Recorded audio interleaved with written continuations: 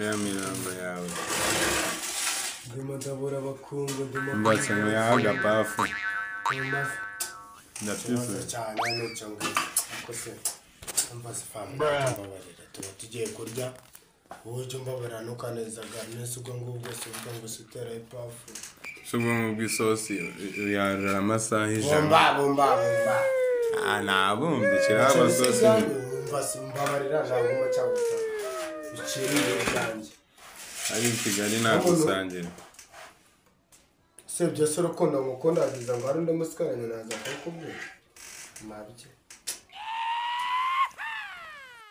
gasosi gutya korahi ahubwo si shawarma bazayikoresha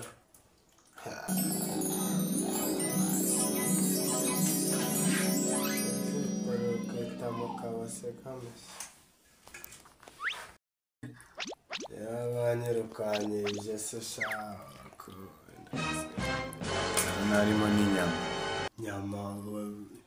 nyoko yaguha inyama zirenga 12 ngaho shinya nyine wangeje uyu munsi ndapfa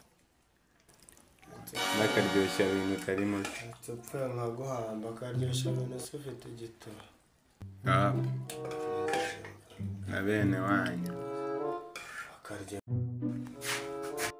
ndare bisaza aho umuntu agakuta akwa bakobwa b'Kigali bagira inzara banyesha wari umuteruye fa ame hai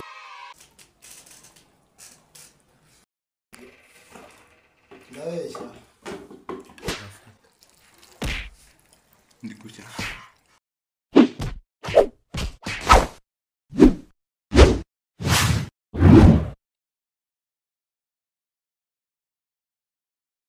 komye bagore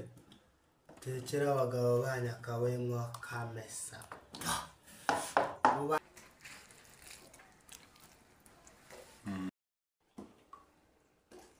abonye ukuntu abatarimo isukari mbahuta ntibaza barimo isukari rurabakore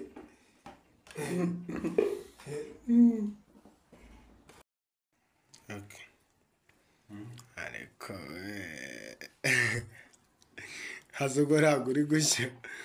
utuntu bikonje irira gende jambo ivuyemo kujurira ndege zishyiramo imari hafi ari mu rukari bro turi kumwe na Vitali hitazi people bagiye imihari the best arabuye imari uzana imihari mujyane ibikari bro ufite n'ijya mu isukari nanje ni kwa miliyoni bikari komara